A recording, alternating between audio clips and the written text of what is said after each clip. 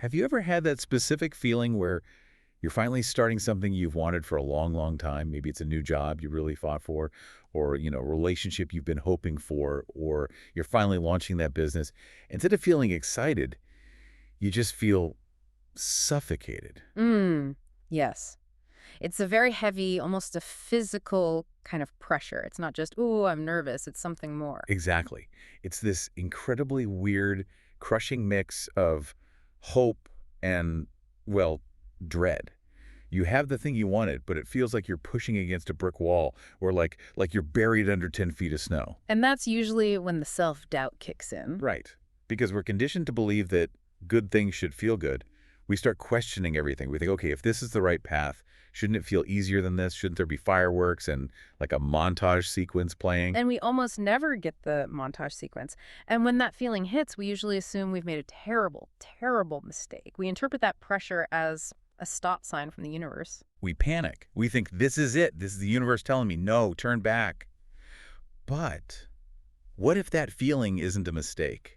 What if that specific suffocating pressure is actually the most accurate, maybe even the most biological definition of new life there is? That's a powerful way to put it. Today, we're doing a deep dive into one of the most fascinating, and I have to say, brutally honest concepts from the I Ching, the Book of Changes. We're looking at Hexagram 3. Hexagram 3, which is known as Zhun. Zhun.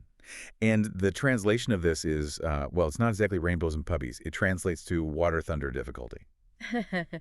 Yeah, it sounds like a severe weather warning you'd get on your phone. It really does. Yeah. But the source material we're looking at today, it breaks this down in a way that I think is honestly life-changing for anyone going through a major transition. Yeah. It frames this Zen state not as a problem that you need to solve, but as a necessary, unavoidable stage of existence. Right. It's the state that comes immediately after the creation of the universe, in the I Ching's logic. So if you look at the sequence, how does that work?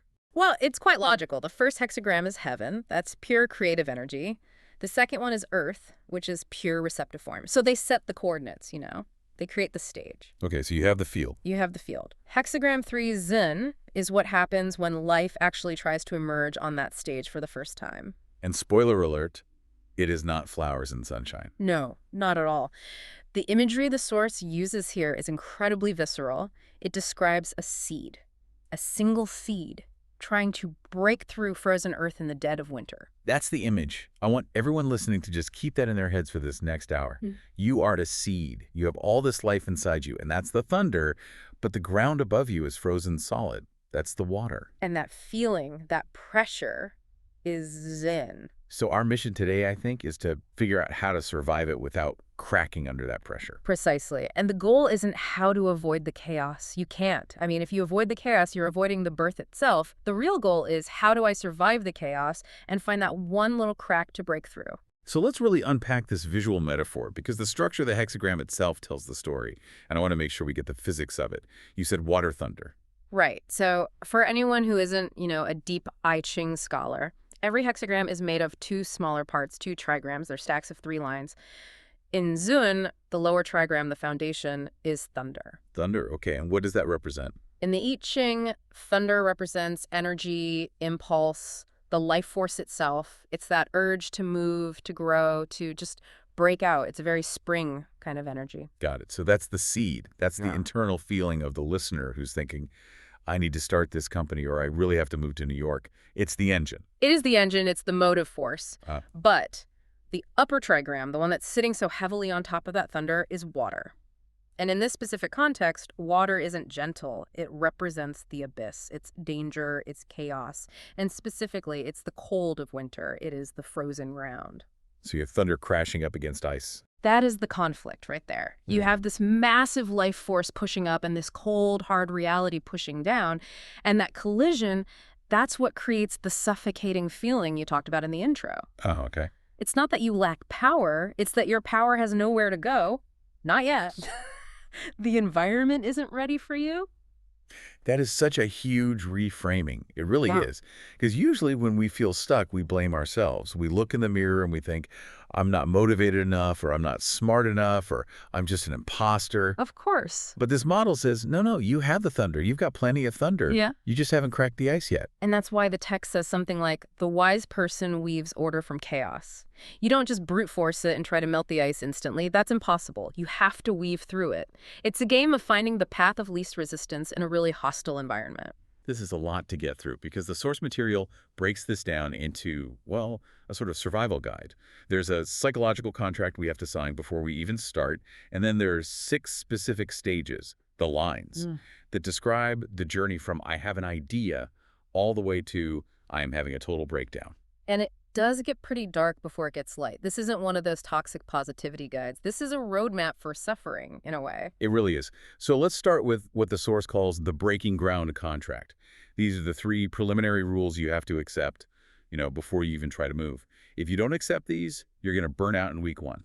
Absolutely. Think of this as the mindset you need to adopt just to avoid going crazy. The main judgment for this hexagram gives us 3 key phrases: great progress, establish helpers, and do not act rashly. Okay, let's take those one by one because on the surface they sound a little cryptic. Rule number 1, the acceptance principle. The text says great progress. How on earth can being stuck under a layer of ice be considered great progress? Well, this is the very first trap we all fall into. We think chaos is a bug in the system. We think, oh no, things are messy and confusing. I must be doing something wrong. Right, this should be smooth. This should be smooth. But the I Ching argues that chaos is a feature. It's not a bug. The phrase great progress implies that the potential in this moment is absolutely enormous. So is the logic that because the struggle is so incredibly hard, the eventual payoff must be huge? Is that it? It's a little more nuanced than that. It's more that the struggle itself is evidence of the size of the undertaking. The source uses this fantastic analogy of labor pains. Okay. Imagine you're an alien, right? And you walk into a hospital delivery room for the first time. You see a woman screaming, there's blood, there's panic, doctors are rushing all over the place. What would you think? I'd think, this is a tragedy. Something has gone horribly, terribly wrong. Yeah. It looks like a disaster scene. Exactly. But the doctor would just look at you and say, no, no, this is great progress. This is how new life enters the world. Wow. But we do that to ourselves constantly. We start a business, the website crashes on day 1, the first client fires us, and we say, I'm failing. This is a disaster. And that's what the source calls the self-attack trap. We immediately blame our own incompetence for the anxiety and the confusion. But if you sign this contract, this acceptance principle, you realize this isn't incompetence. This is the tax of growth. The tax of growth. I really like that phrase. But let me play devil's advocate for a second here. Please. Isn't there a risk of just tolerating a bad situation? How do you know if it's labor pains versus just, dying? When is it growth and when is it just a bad idea? That is the crucial distinction, and it's a great question. The difference is the thunder underneath. Is there a drive? Is there a vision that is trying to be born? If you're just suffering aimlessly with no goal, that's just suffering. But if the suffering is the friction of moving towards something new, something bigger, that's Zhun.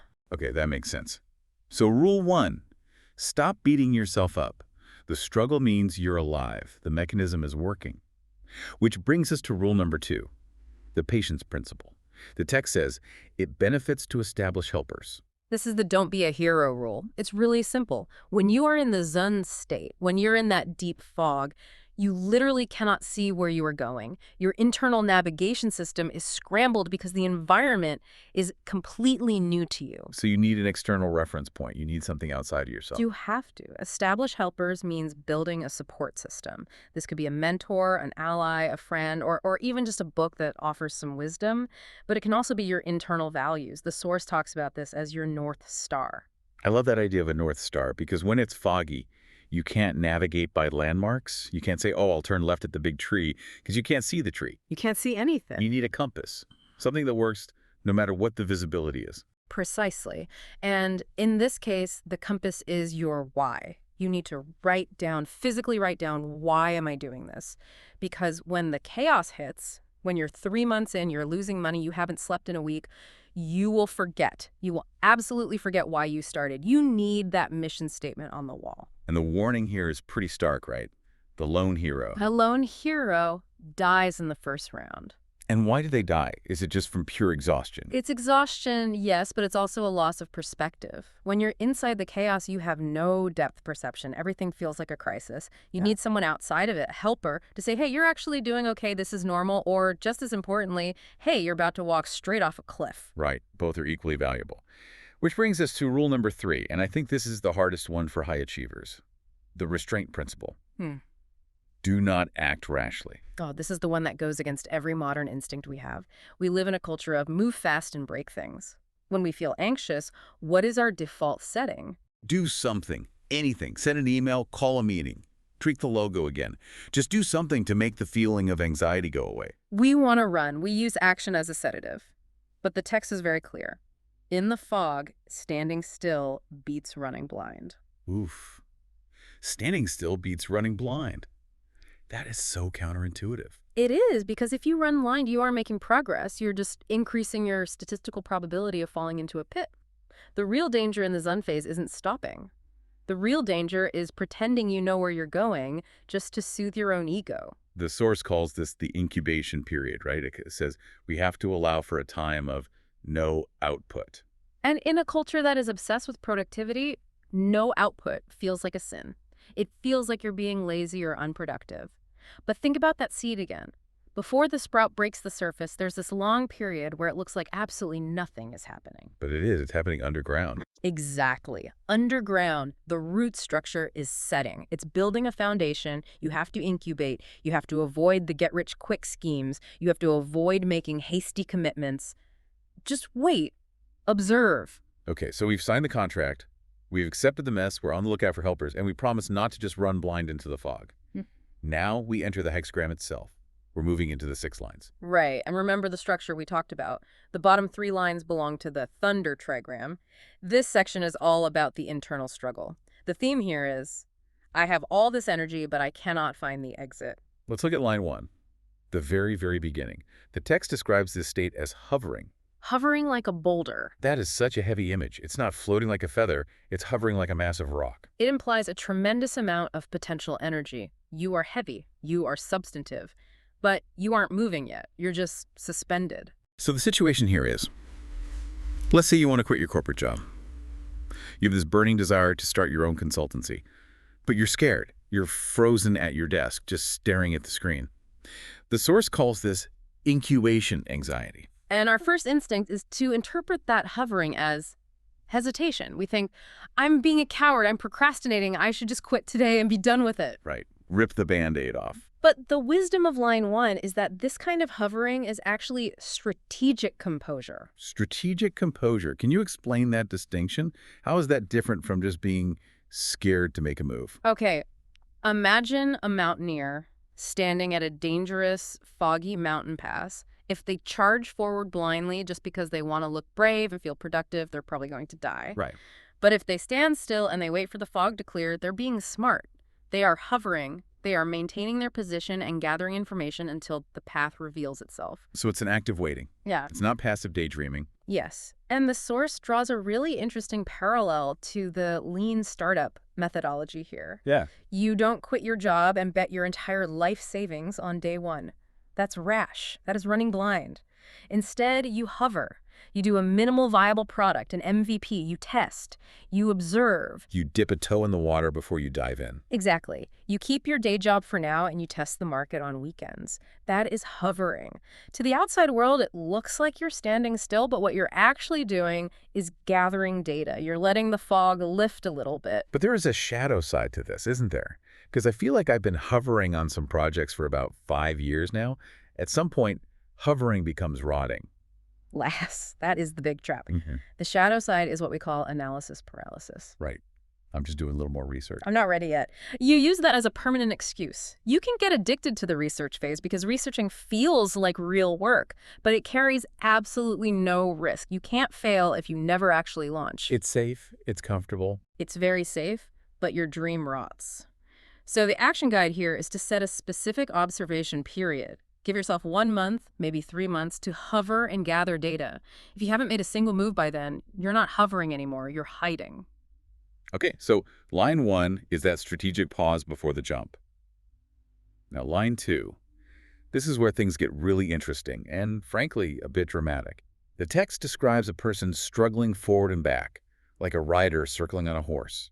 This is the tug-of-war stage. You've finally taken a step, you've launched the website, you moved to the city, and reality has hit you squarely in the face. It's way harder than you thought, the money isn't coming in, the loneliness is setting in, and suddenly all you want to do is go back. The regression temptation. Maybe my old life wasn't so bad after all. Exactly. And the imagery here is fascinating. It says, the one who comes is not a bandit, but a suitor.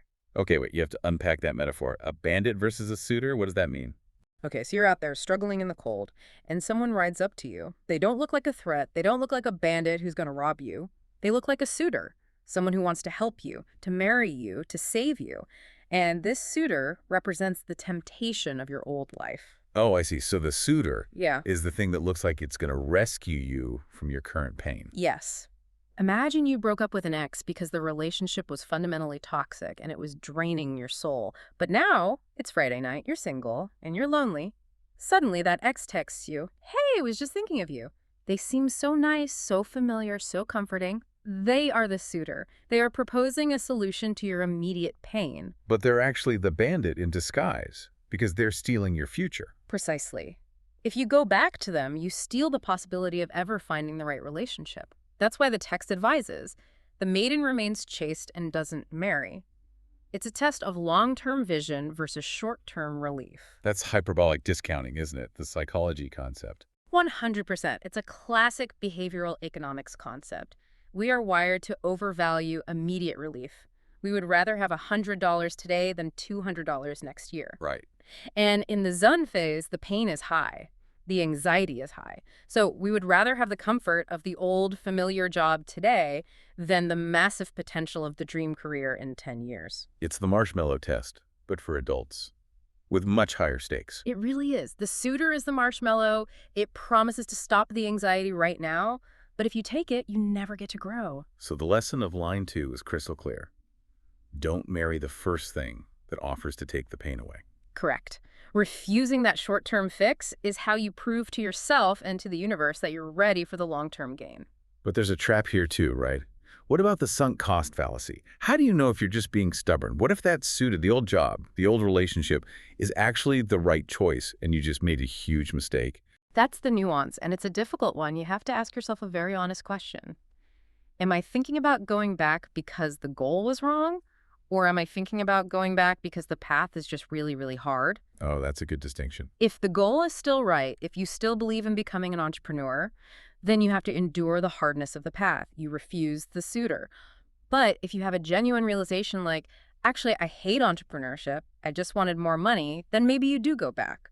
But line 2 warns that usually we're just trying to escape the discomfort of growth. Okay, moving to line 3. This feels like the danger zone of the lower trigram. Chasing deer without a guide. This is the line of blind action. This is a big one. The imagery is so clear. You're in a deep, dark forest. You see a deer, which is your goal, your success, and you take off running after it. Full sprint. But you don't have a map. You don't have a guide. You don't even have a compass. And the text says something that sounds very strange to our modern ears. It says, the wise person senses something is wrong. Better to give up. Better to give up. That does not sound very motivational. That sounds like defeatism. But it might be the most important piece of advice in the entire hexagram. This is the moment, the reaction to the anxiety, where you just say, screw it, I'm just going for it. You don't have a plan, you don't have a mentor, you don't know the market, but you are just going to hustle. You are going to grind your way to success. Using tactical hustle to hide strategic laziness. That is the perfect phrase for it. I love that. You're using sheer busyness to numb your fear. You think, well, as long as I'm running, I must be making progress. But if you're running in a circle in a dark forest, you're just exhausting yourself. You are burning calories. You're not covering any ground. It's the illusion of control. If I just send 500 cold emails, I'm doing something, even if they're to all the wrong people for the wrong reason. Yes. And the shadow side here is what the source calls the gambler's mindset. You are betting everything on a direction you don't actually understand. You're just hoping for a lucky break. The wisdom of line 3 is, if you don't have a guide, do not enter the forest. And a guide doesn't have to be a person, right? Yeah. It could be a business plan. It could be data. It could be data, it could be a proven model, it could be talking to someone who has done it before. But if you are chasing deer purely on impulse and adrenaline, the I Ching says, stop. It is better to give up the chase right now than to get lost in the woods forever. Wow.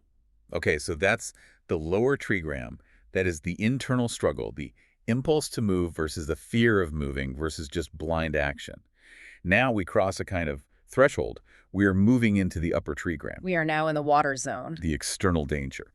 So we've survived our initial impulses. We didn't quit and we didn't run blind. Now we are deep in the reality of the situation, and it's cold and it's dark. The theme here shifts. It's no longer about harnessing your own energy. It's about a feeling of, I've tried so hard, why is it still this difficult?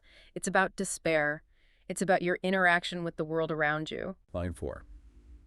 The imagery comes back to the horse, circling on horseback. But there's a really important change here. In line 2, we were circling and refusing help from the suitor.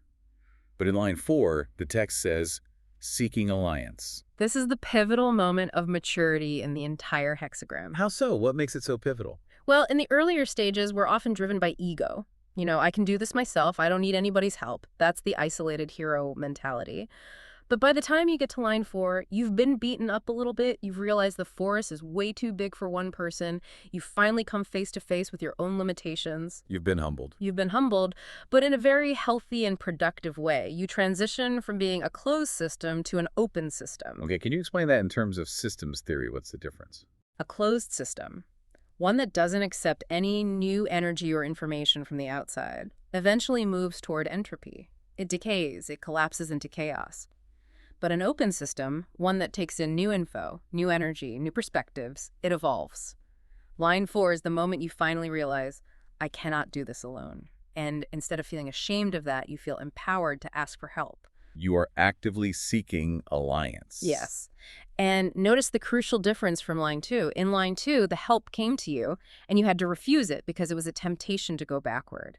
In line 4, you have to go out and find the help you need to move forward. You have to make yourself vulnerable. That is so hard, especially for leaders, to be the one to say, I don't know the answer, to say, I'm stuck. It is, but the source text is clear. Moving forward brings good fortune.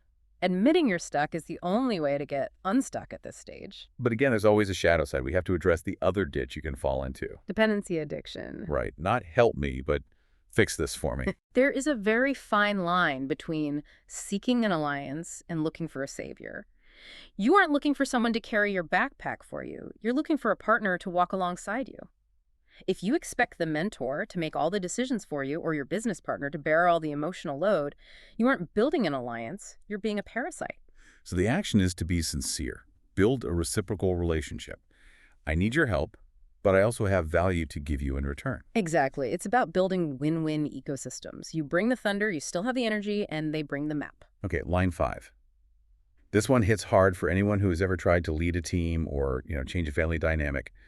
The text is just 2 words. Grace blocked. The full line is, beneficence cannot flow downward. The image is that you're the leader now. You have the vision, you have the grace, the good stuff, the solutions to give. But no one is taking it. No one understands you. This is the lonely leader syndrome. You can see the future so clearly. You see how great the company could be or how happy the family could be.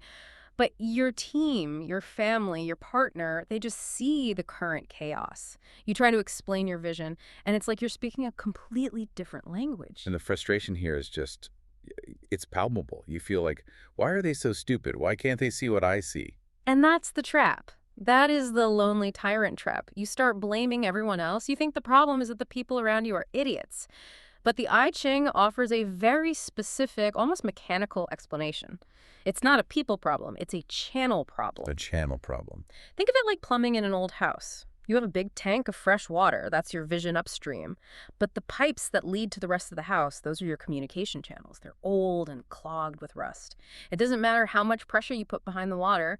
If the pipe is clogged, the water won't flow. So shouting louder and pushing harder doesn't help. Shouting louder usually just bursts the pipes. It creates even more resistance and a bigger mess. They're laughs.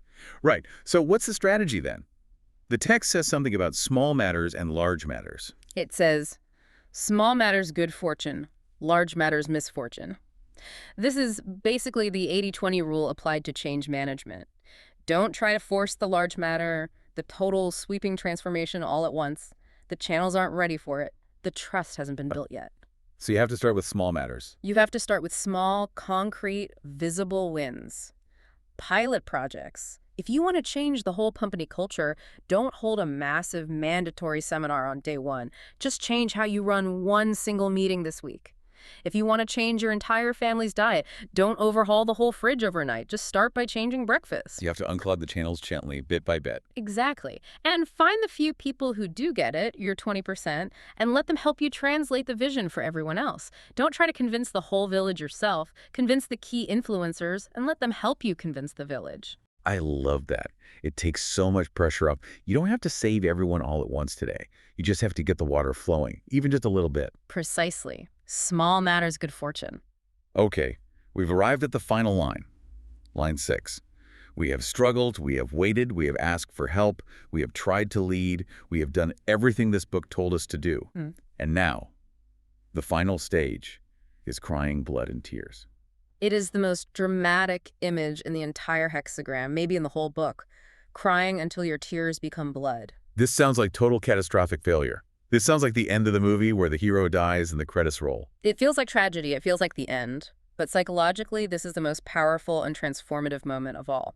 This is ego death. Ego death. That's a heavy term. What does it mean in this context? Well, we've been talking about the seed breaking through the frozen ground. Line 6 is the moment the hard shell of the seed finally cracks completely. And that cracking hurts. It's a violent process. It's the final collapse. It is the complete collapse. You have hit the wall. You finally truly admit to yourself, I really can't handle this. I have no moves left. I am not in control. And why is that a good thing? Why is giving up control a good thing? Because as long as you're fighting the collapse, you are still operating from your old patterns. You are still trying to control the uncontrollable with your old limited ego. When you cry blood and tears, when you truly and completely surrender, you stop fighting reality. It's a hard reset, a system reboot. It's even biological. Yeah. I mean, think about what crying actually does to your body. Crying activates the parasympathetic nervous system. It literally switches you from fight or flight, the sympathetic system, to rest and repair, the parasympathetic. So the tears are actually the healing mechanism starting to kick in. Yes. And the source mentions the concept of post-traumatic growth. Real, deep growth often happens after the old structure has collapsed. You aren't just renovating the old house anymore. The old house has burned to the ground. Now you get to build something completely new, something that actually fits who you are today, not who you were when you started. But there is a shadow side here too, of course. The victim wallowing. Of course. If you stay in the crying phase indefinitely, if you use your tears to manipulate other people or to avoid taking any responsibility, then you aren't resetting. You're just rotting in your own misery. So the action guide is allow the collapse, don't suppress it, don't try to be stoic and tough it out, let yourself cry, but then you have to reset. Sleep, take a shower, eat a proper meal, and then you ask yourself the most important question. My old self is dead. My new self is being born. If I started from absolute zero today, what would I do? That is so powerful. If I started from zero today, because in a way, after that kind of collapse, you really are starting from zero. You are, and that is the essence of Zhun. You have survived the birth. So if we look back at this whole journey, we went from the hovering anxiety of line 1 through the temptations of line 2, the blind rushing of line 3, the humility of line 4, the lonely frustration of line 5, and then finally the total collapse and rebirth of line 6. It's a grueling journey. It is not a straight line up to success. It's a spiral with lots of downs. It is. But what I love about this deep dive, about this model, is how it completely reframes the entire experience of starting something new. How so for you? Well, we usually think of chaos as something that happens to us, like it's bad luck. We ask, why is this happening to me? But this model suggests that the chaos it's the life force itself. Yes. That is the ultimate takeaway, I think. Chaos is the truest testimony of life force. Only dead things are completely calm. Only dead things are calm. Yeah. That is going to stick with me for a long time. If you are feeling the pressure of Zhun, that ice pressing down on your thunder, it is proof that you are alive. It's the most vital sign there is. It's proof that you are trying to grow. And the source mentions that Zhun acts as a kind of filter. It is. It's a natural mechanism designed to weed out the weak. It weeds out the opportunistic thoughts. It weeds out the people who just want the shiny result without being willing to go through the messy process. The ice forces the seed to become strong enough to break it. If it were easy, the seed would never develop the strength it needs to become a tree. Exactly. The resistance creates the structure. So here is the final provocative thought to leave everyone with. Let's say you do it. You survive, you follow the rules, you hover, you find your helpers, you endure the collapse, and you finally break through the ground. The sun hits your face for the first time. You made it. Now what? Well, that's where it gets really humbling, doesn't it? Because now you're just a tiny little sprout above the ground. You have life force, you've broken through, which is a massive victory, but you are completely naive. You are literally a newborn in a brand new world. You have all this energy, but you don't understand the rules of this new reality yet. You don't know what eats sprouts. You're a baby. Yeah. You're completely vulnerable. You're a baby. And that leads directly to the very next hexagram in the I Ching sequence. Hexagram 4, which is called Meng.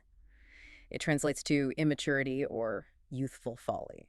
So the reward for surviving the brutal chaos of beginnings is realizing you're basically an idiot and you need to go to school. Essentially, yes. Hexagram 3 is about pure survival.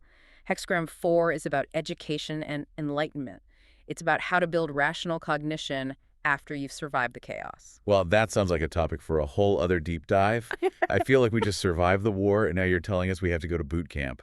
I think that's a pretty accurate assessment. For today, though, for everyone listening, if you're in the thick of it, if you feel that intense pressure, respect your chaos. Look for the helpers, and please don't run blind. And remember that cracking sound you hear probably isn't you breaking, it's the ice breaking. Find the crack and push through. Thanks for diving in with us. We'll see you on the other side of the ice. Take care.